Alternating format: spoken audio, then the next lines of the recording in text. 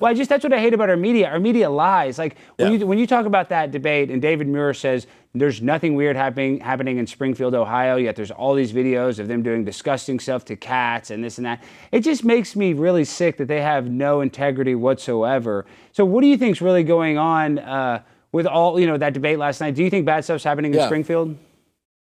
Okay, so let's talk about that real quick. I released a video about it today, so I don't know if you guys have seen that or not. We did release a video about it. Look. There's a couple of points. So number one, are Haitian immigrants there eating cats? I don't know, right? But if you watch videos from people who are there are a lot of people in Springfield who say it is happening, right? This is not just something that Trump and J.D. Vance made up. Now, the city manager, it is true, of this town has said it's not true. But that's what ABC News is using as their reason why it's not true. Because until the city manager declares it's true, it's not true. Until the police department declares it's true, it's not true. Well, we both know that's not how truth works. You have people who were showing up at meetings who didn't know they were ever going to be on TV or across the internet who were saying this is happening. But here's something else. I've been doing a lot of looking into Springfield just in the last 48 hours. And one of the things we found is there's so much happening there. Are Haitian immigrants killing geese and taking them and eating ducks? And probably, right? Because there's a lot of people who are making 911 calls saying this is happening. I doubt that's a big conspiracy on their end to try to create this image. But think about it this way. Springfield is a town of 40,000 people. There are 20,000 Haitian immigrants there. And those immigrants are, this is not, there's actual statistics to back this up, but there are about 80% of all the car crashes in the town are being caused by immigrants because they can't drive, because they don't know how to drive. They're coming into the country, right? And somehow someone's giving them debit cards that they can use when they go around and buy groceries. But no one knows how they're getting these cards. And then they go to the DMV and they're getting licenses. There's a journalist who was just there and he went to the DMV to try to find out how are they all getting driver's licenses. DMV won't tell them. They say, we're not allowed to talk about it. By whose order? Who's telling you not to talk about how they're getting driver's licenses? He did ask the question, are they able to transfer a Haitian license here? And the only answer they would give him was no. But we can't tell you anything else. Well, then someone is approving for these people to have licenses because they can't drive. They don't know how to drive here. The other issue is all of the rent in Springfield is going through the roof. Why? Because someone's paying the rent for all these people. So if this guy who went around interviewing homeowners, or not homeowners, right? They're people who are renting. He's saying they're all saying they're being kicked out of the places they're in because the landlord's kicking them out because they can get more money from whoever's paying for this. The government's paying for it? Well, maybe. But under what order? Under what law? Under what system? So here's where I think Trump messes up last night. Instead of focusing on cats and ducks being eaten, he should have focused on this. In a town of 40,000 people, there are 20,000 Haitian immigrants. And you know what's not fair? They get driver's licenses without knowing how to drive. They get debit cards that run endlessly. They call them money cards apparently there because they say the money never runs out. Someone is paying for their rent. Someone is paying for where they're living. At all the meanwhile, you have this broke town in Ohio where nobody has any money, right? This is kind of the forgotten America where these people live. And no one's taking care of the American citizens there, but someone's taking very, very, very good care of 20,000 Haitian immigrants. And the last question that you have to ask is, who told them to go to Springfield? Because if you're just randomly bringing all these people into the country and randomly sending them into cities, why is it that there are not 10,000 Haitians and 10,000 Syrians there? Why is it all Haitian? There is something happening here that is happening beneath the surface that's kind of out in the open, but it is happening very clearly, and no one's willing to ask questions about it in the media. They just pretend, oh, that's crazy talk. Nothing's happening there. Well, and you know what's so important today on the 23rd anniversary of 9/11 is that they told us that they signed the Patriot Act to protect us from foreign invaders. That was the main thing. They said the war on terror, we're all going to get blown up by foreign terrorists, and that's why we got to go to Afghanistan, and that's why we got to go to Iraq, and that's why we got to kill all these people with drone strikes at their weddings. Yet now they're just letting people come into our country that have criminal records that we have no idea who they are, what they are.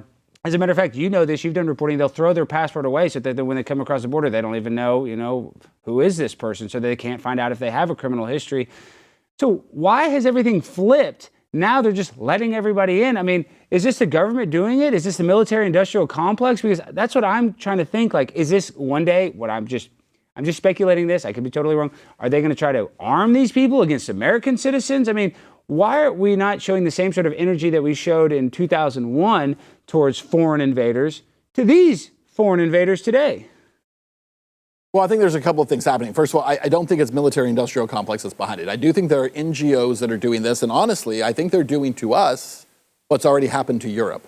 If you look around Europe, what's happened to Germany, what's happened to France, what's happened to Italy, and a lot of these Western European countries, the problem that they have is someone, whether it's someone in the World Economic Forum or someone who's associated with different NGOs, they go into places like Syria, right, where we've completely destabilized the entire country, right? We fund groups like ISIS and Al-Qaeda. They're at war with the government. During this war, all of the civil infrastructure is destroyed. Water towers are destroyed. People can't live there. And so then you take these people with mass kind of relocation and you move people from the Middle East, you move them from Africa, you move them from these different locations, and you culturally inject them into a new place. So this has already happened again all across Western Europe. It's happened in Germany. And in Germany, they're having so many problems as a result of these immigrants. Same thing in France. And it's not because they're all criminals or bad people, right? I agree. In those cases, it's because you're taking people from one culture and you're uprooting them in an instant and dropping them into another culture that they completely don't understand. And so you have these people who, they can't work, they can't find jobs, and they don't speak the language. So what do they naturally do? Well, you have to create bands of people in neighborhoods who protect each other, and there's criminal elements, because that's how you survive in those cases. And this is an orchestrated thing that's happening globally. It's never happened in the United States, and now it's happening here. So when Americans look at this and say, oh my gosh, I can't believe this is happening, it's actually already happened in a lot of other places. What they're doing with us is they are doing the same thing, which was originally they were moving people from the Middle East and Africa into this country. We see it happening with Haiti. But then other countries caught on to what was happening. And so I don't think it was organized this way, but countries like Venezuela and El Salvador said, hey, we can empty our prisons. We can get rid of the most violent people. Let's just send them to the United States. And so I think what we're seeing is a kind of a correlation of different groups that have their own agendas, all taking advantage of the same moment. And that's why it's so chaotic. Because I don't think Venezuela is coordinating with Syria and coordinating with China. China's sending young men here who are fighting age for their own reasons. Africa is sending, from different countries in Africa, are being sent here for different reasons. People are coming from Haiti for different reasons. People are coming from Venezuela for different reasons. So I think what we're seeing is a combination of groups that have the same end goal, but it's all kind of colliding at the same time, and that's why it's so chaotic. Well, and it's also weird now we're hearing about Haiti. When they had that terrible earthquake, Hillary Clinton raised hundreds of millions of dollars, and I think she built like 8 houses there. And then also she had one of her aides got caught with a bunch of Haitian children. And when they caught them, they said that they were taking them to an orphanage, or they were going to take them to a school. So where does Hillary Clinton, I mean, is there a connection in your opinion with what's going on now in Haiti and Hillary Clinton and child trafficking? Do you think that there's all this connection in your opinion, Ben? So I don't know how any of that would connect to what's happening at this moment. What you're referring to, yes, goes back about 10 years ago, about 2014 or so. And it is true, absolutely. The Clinton Foundation was very involved after the earthquake. They worked a deal with Walmart and a whole bunch of companies where they were going to, supposedly go to Haiti and they were going to create products there. And then it turned out that they were actually like taking advantage of people and creating slave labor conditions. And yes, and then the Clinton Foundation raised hundreds of millions of dollars to build houses, and then they didn't build houses with the money, they just kept the money. So there's a lot that was happening there. And there is an assistant, yes, who worked with the Clinton Foundation who was caught trying to take children out of the country, which is against the law in Haiti. Obviously, it should be in most places, but specifically in Haiti because this is not a new tactic. I don't know how connected she was to Hillary Clinton herself, but there was a woman who worked for the foundation who attempted this. Wow. But I do think that Haiti is kind of a hot spot for obviously corruption and for those who take advantage of people who are in these terrible financial positions, economic positions, cultural positions. It's a place where people are taken advantage of. And we see it happen over and over again. And what we also see happen is that the most powerful people in the world who are involved in groups like the IMF and the WEF, Haiti for them has become a place where you can test run a lot of what you're doing. You know, Haiti, for a long time, we saw it happening. Now we see these immigrants who are coming here from Haiti. But Haiti's been destroyed and taken advantage of for over 2 decades. What's happening now, though, is I think a lot of those groups have moved on to other places like Ukraine, for instance, where they're going to do the same thing. They're going to run the same game in Ukraine that they ran in Haiti, the same game that they ran in Argentina. Now they're going to run it in Ukraine. Why? Because you have a susceptible population. You have a country that's destroyed by war.